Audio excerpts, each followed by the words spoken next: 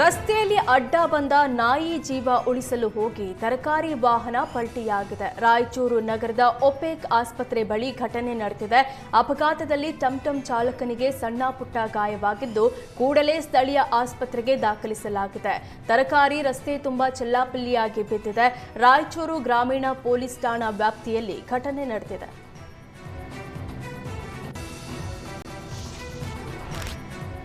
ಮಹಾರಾಷ್ಟ್ರ ಸಂಸದ ಧೈರ್ಯಶೀಲ ಮಾನೆ ದೂರಿಗೆ ತೀವ್ರ ವಿರೋಧ ವ್ಯಕ್ತವಾಗಿದೆ. ರಾಜ್ಯೋತ್ಸವದ ದಿನ ಬೆಳಗಾವಿಗೆ ಮಾನೆ ಪ್ರವೇಶ ನಿರ್ಬಂಧಿಸಿದ್ದ ಡಿಸಿ ರೋಷನ್ ಕ್ರಮ ಕಾನೂನುಬದ್ಧವಾಗಿದೆ ಅಂತ ಸಂಸದ ಜಗದೀಶ್ ಶೆಟ್ಟರ್ ಲೋಕಸಭಾಧ್ಯಕ್ಷ ಓಂ ಬಿರ್ಲಾಗೆ ಪತ್ರ ಬರೆದಿದ್ದಾರೆ.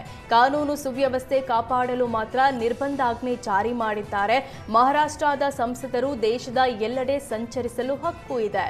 ಆದರೆ ಸಮಯ, ಹಿನ್ನೆಲೆ ಮತ್ತು ಪ್ರಚೋದನಾಕಾರಿ ಭಾಷಣಗಳ ಇತಿಹಾಸ ಗಮನಿಸಿ ನಿರ್ಧಾರ ಕೈಗೊಳ್ಳಲಾಗಿದೆ. ಹೀಗಾಗಿ ಡಿಸಿ ವಿರುದ್ಧ ಯಾವುದೇ ಕ್ರಮ ಕೈಗೊಳ್ಳದಂತೆ ಮನವಿ ಮಾಡಿದ್ದಾರೆ.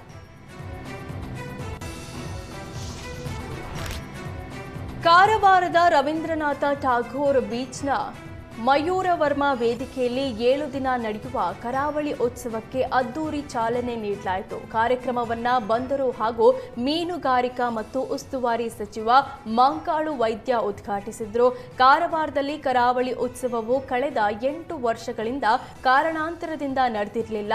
ಹಿಂದಿನಿಂದ ನಡೆದು ಬಂದ ನಮ್ಮ ಕಲೆ ಮತ್ತು ಸಂಸ್ಕೃತಿಯನ್ನು ಉಳಿಸಿ ಬೆಳೆಸಿ ಹಾಗೂ ಯುವ ಜನರಿಗೆ ಪರಿಚಯಿಸುವ ಉದ್ದೇಶದಿಂದ ಈ ಬಾರಿ ಪ್ರಪ್ರಥಮವಾಗಿ 7 ದಿನ ಉತ್ಸವ ನಡೆಯಲಿದೆ ಅಂತ ಸಚಿವ ಮಂಕಾಳು ವೈದ್ಯ ತಿಳಿಸಿದ್ರು. ಕಾರ್ಯಕ್ರಮದಲ್ಲಿ ಖ್ಯಾತ ಗಾಯಕ ಶಂಕರ ಮಹಾದೇವನ್ ತಂಡ ಕನ್ನಡ ಹಾಗೂ ಹಿಂದಿ ಹಾಡುಗಳ ಮೂಲಕ ಜನಮನ ಸೂರೆಗೊಂಡಿತು. ಸಾರಿಗೆ ನೌಕರರ ಬೇಡಿಕೆ ಈಡೇರಿಸಲು ಸರ್ಕಾರ ವಿಫಲ ಆಗಿದ್ದು ಇದೀಗ ಕರಪತ್ರ ಹಂಚಿ ಮುಷ್ಕರಕ್ಕೆ ಕರೆ ನೀಡಲಾಗಿದೆ.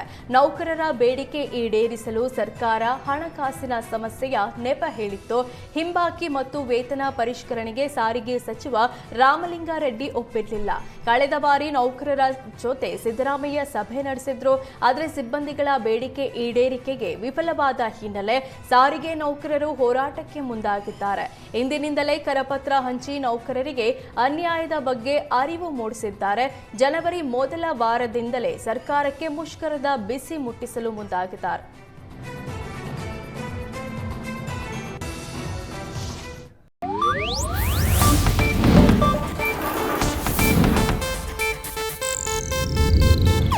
ಇದು ಏಷ್ಯಾನೆಟ್ ನ್ಯೂಸ್ ನೆಟ್ವರ್ಕ್ ಪ್ರಸ್ತುತಿ.